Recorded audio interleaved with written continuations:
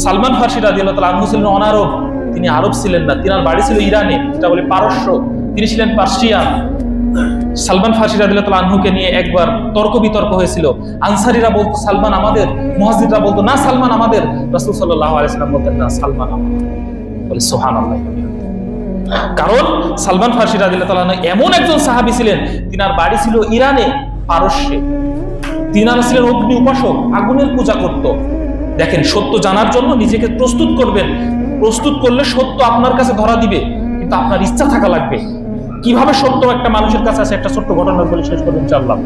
দেখেন, সালমান ফার্সি রাদিয়াল্লাহু তাআলা আনহু ইরানে বসবাস করতেন, ছোট্ট বাচ্চা। একদিন তার পিতা তাকে বলতেছে যে বাবা যাও তো, পাশেই যে একটা কাজের হুকুম দিয়েছে। সালমান ফার্সি রাদিয়াল্লাহু তাআলা আনহু বাচ্চা মানুষ, খ্রিস্টানদের গির্জা ক্রস করছে, খ্রিস্টানদের গির্জার পাশ দিয়ে যাচ্ছে। হঠাৎ করে দেখে খ্রিস্টানরা কি সুন্দরভাবে আল্লাহ তাআলার ইবাদত করে, কি সুন্দর করে নামাজ পড়ে। তাদের ইবাদতের এই ক্যাটাগরি দেখে তার পছন্দ হয়ে গেল, তার ভালো লাগলো। সে তার পিতাকে এসে বললো, আচ্ছা বাবা ওরা কারা? তো বললো ওরা খ্রিস্টান। তো বললো যে ওরা কাকে ইবাদত করে এভাবে? তো বললো ওরা তাদের গডকে ইবাদত করে, তাদের গডের ইবাদত করে। তখন সালমান ফার্সি রাদিয়াল্লাহু তাআলা আনহু বললেন যে আমাদের থেকে তো ওদের ইবাদতটা বেশি সুন্দর, আমরা যে আগুনের পূজা করি তাদের থেকে ওদের ইবাদতের ভঙ্গিটা তো অনেক সুন্দর, আমার তো অনেক পছন্দ হয়েছে বাবা।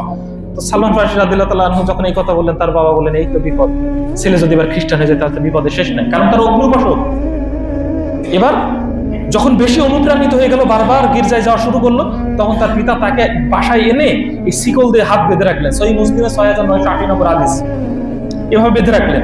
তো যখন পিছনে হাত দিয়ে বেঁধে রাখলেন, এখন ওই পাদ্রী যারা, খ্রিস্টান পাদ্রী যারা, তারা চিন্তা করতে ছোট্ট একটা বাচ্চা আসতো, তাকে তো আর দেখি নাই, খুঁজতে খুঁজতে তার বাসায় এসে এসে দেখে সালমান ফার্সি রাদিয়াল্লাহু তাআলা আনহুর বাধা। তখন বলতেছে কিভাবে তোমার এভাবে বাধা কেন? তো বলতেছে আমি ওই যে আপনাদের গির্জায় যাই, আপনাদের ইবাদতের ভঙ্গিটা আমার ভালো লাগে, তা আমি আমার পিতাকে বলার সাথে সাথেই আমার পিতা আমাকে আটকাই রাখছে।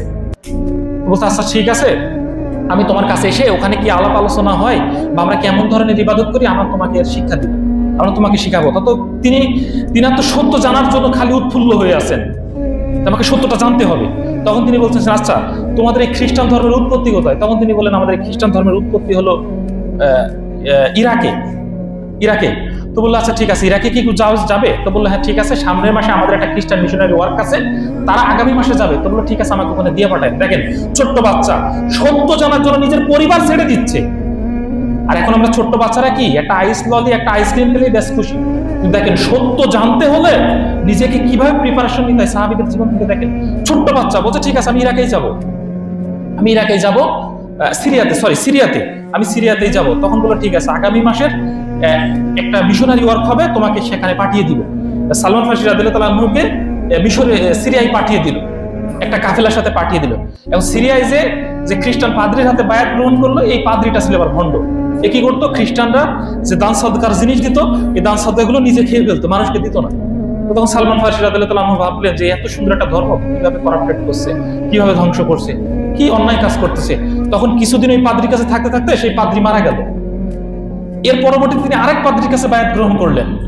তো সেই পাদ্রীটা ছিল আবার ভালো পাদ্রী।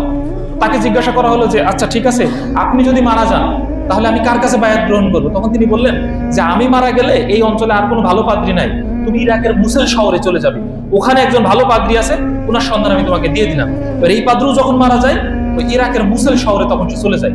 দেখেন, সত্য জানার জন্য নিজের মাতৃভূমি ছাড়লেন, সিরিয়া গেলেন, সিরিয়ার থেকে আবার ইরাকে চলে গেলেন, ইরাকের মুসেল শহরে যে অন্য একটা পাদ্রীর আপনি বায়াত গ্রহণ করলেন, তার কাছে শিক্ষা দীক্ষা নিলেন।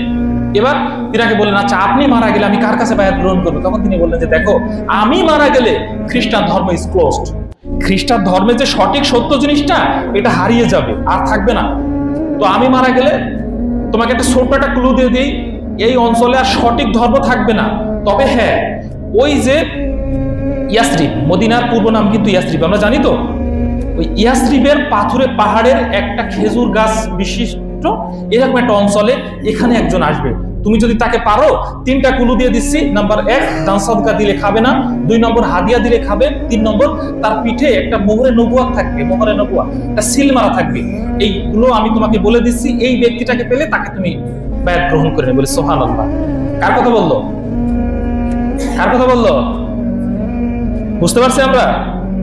তখন তিনার এখন আরো আগ্রহ বেড়ে গেল, তাহলে তো আমাকে ওখানে যেতে হবে।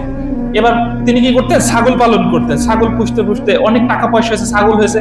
একজনকে বলতেছেন চাচা তোমার এই ছাগলগুলো সব দিয়ে দিলাম, তুমি কি আমাকে ওই ইয়াসরিবে পৌঁছাই দিবে? বললো আচ্ছা ঠিক আছে, তোমাকে পৌঁছাই দিব। ছাগল ওরা নিয়ে প্রতিমধ্যে তারা কি করলো, বনু কুরাইজারা কি ইহুদির কাছে বেচে দিল। দেখেন কিভাবে তিনাকে প্রতারণা করা হচ্ছে। বনু কুরাইজারা কি ইহুদির কাছে বেচে দিল। আর ইয়াসরিবের এক ইহুদি ছিল, সে আমার এই বনু কুরাইজার ইহুদির হতো খালাতো ভাই। তার কাছে যখন এসে সে বললো তোমার এই গোলামটা তো ভালো, তো বললো ঠিক আছে আমার তো এই গোলামটা আমাকে দিয়ে দাও। এবার দেখেন ইয়াসরিবে তাকে চলে আসে। কিছুদিন পরেই কিন্তু আমরা জানি রাসূল সাল্লাল্লাহু আলাইহি ওয়াসাল্লাম মক্কা থেকে যখন মদিনাতে আসেন, সর্বপ্রথম কিন্তু কুবায় আসেন। কোথায় আসেন? কুবায় এসে একটা মসজিদুল কুবা নির্মাণ করেন। যারা হজ উমরা করতে যান তারা মনে হয় গিয়েছেন, দেখেছেন। তো দেখেন ওই কুবায় আসবে, আর কিছুদিন পরেই রাসূল সাল্লাল্লাহু আলাইহি ওয়াসাল্লাম কুবাতেও আসবেন। সালমান ফারসি রাদিয়াল্লাহু তাআলা আনহু কুবায় এসেছেন অলরেডি। বলে সুবহানাল্লাহি ওয়া বিহামদিহি। এবার যে ইহুদির কাছে তিনি গোলাম হিসেবে আসলেন, এই ইহুদিরা খেজুর চাষ করত। সালমান ফারসি রাদিয়াল্লাহু তাআলা আনহু ওই যে 3টা কুলু মনে রেখেছেন, যেইভাবে আমি আমার শেষ নবীকে বা এই পাদ্রীর কাছে আমি বায়াত গ্রহণ করব।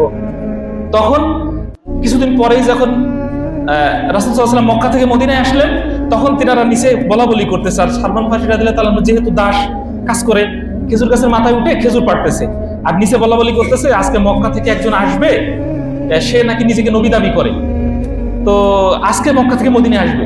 তখন তিনি খেজুর গাছের মাথার উপর ছিলেন, তিনি লাফ দিয়ে নিচে এসে বসলেন, মালিক কে আসবে? তখন বলে এই বেটা তুই দাস মানুষ, তোর জানার কি প্রয়োজন, যা তুই কাজ কর। কয়েকটা চড় মেরে দিলে সে আবার কাজ করতে শুরু করলো। কিন্তু তার তো মনের মধ্যে ইচ্ছা যে সত্য ধর্ম কোনটা, সত্য জিনিসটা আমাকে জানতে হবে, আমাকে যাচাই বাছাই করতে হবে। তখন তিনি কাজ করে তার পারিশ্রমিক হিসাবে ওই কিছু খেজুর পকেটে নিয়ে চলে আসলেন মসজিদে কুবায় এসে রাসূল সাল্লাল্লাহু আলাইহি ওয়াসাল্লামের সাথে পরিচয় হয়ে বলেন এই নেন, এটা হচ্ছে সাদাকার জিনিস। তো রাসূল সাল্লাল্লাহু আলাইহি ওয়াসাল্লাম সেই সাদাকাটা নিয়ে বললেন ঠিক আছে আমার দরকার নাই, এই যে সামনে গরিব মানুষ দেখছে এদেরকে দিয়ে দাও। সুবহানাল্লাহ। মানে তিনি যে দান সদকা খাবেন না, একটা প্রমাণ হয়ে গেল। আর কিছুদিন পর আবার তিনি পকেটে খেজুর নিয়ে গিয়েছেন, নিয়ে বলতেছেন এটা আপনার হাদিয়া। তখন সাথে সাথে একটা খেয়ে ফেলেছে আর বলতেছে কিছু মানুষকে দাও, কিছু খাও। সুবহানাল্লাহি ওয়া বিহামদিহি। তাহলে 2টা প্রমাণ সে পেয়ে গেল। এবার 3 নম্বর কি? 3 নম্বর কি মনে নাই? পিঠে সিল, মোহরে নবুয়া। রাসূল সাল্লাল্লাহু আলাইহি ওয়াসাল্লামের পিঠে একটা মোহরে নবুয়াত ছিল, কবুতরের ডিমের মতো ছোট্ট একটা, আমরা যেটা বলি যৌতুক যেটা বলি, এটা ছিল। এর উপরে কিছু চুলও ছিল, পশম ছিল। এখন এই রাসূল সাল্লাল্লাহু আলাইহি ওয়াসাল্লাম তো সচরাচর খালি গায়ে থাকে না, তার এই চিহ্ন তো সচরাচর দেখা যায় না। সালমান ফারসি রাদিয়াল্লাহু তাআলা আনহু প্রায় আসে, আশেপাশে ঘোরে, কিন্তু দেখতে পায় না, ব্যাটে বলে মিলে না।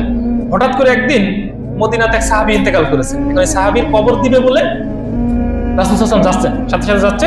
যেতে যেতে সালমান ফারসি রাদিয়াল্লাহু তাআলা আনহু যাচ্ছে, একবার ডাইনে যায় একবার বামে যায়। লোকে মনে করে যে এই ছেলেটা এই করে কে, এত কিছু করে কে। কিন্তু জিবরিল আমিন জানাই দিলেন ইয়া রাসূলুল্লাহ সাল্লাল্লাহু আলাইহি ওয়াসাল্লাম, আপনার পিছনে একজন মানুষ আছে, সে আপনার মোহরে নবুয়াতটা দেখছে।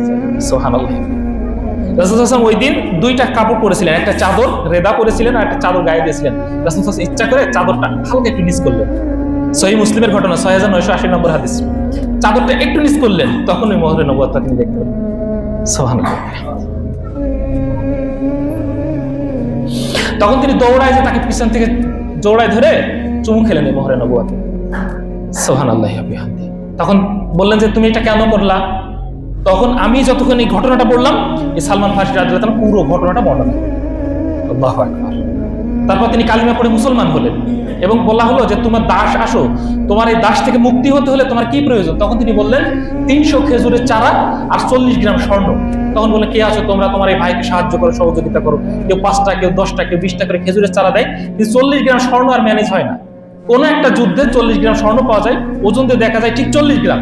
তখন তাকে দাস থেকে মুক্ত করা হয়। সুবহানাল্লাহ।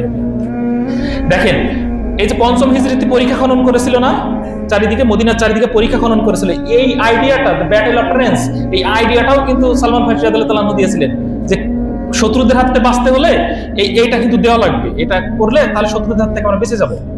তো দেখেন সত্য জানার জন্য ছোট্ট বয়স থেকে কোথায় এসেছে, কোথায় থেকে কোথায় গিয়ে তারা সত্য জেনেছে। কিন্তু আমাদের সামনে সত্য আসলেও যদিও বলি এটা সহিহ হাদিস, এটা কোরআনের আয়াত, তবুও কিছু মানুষ আমরা এর বিরোধিতা করি।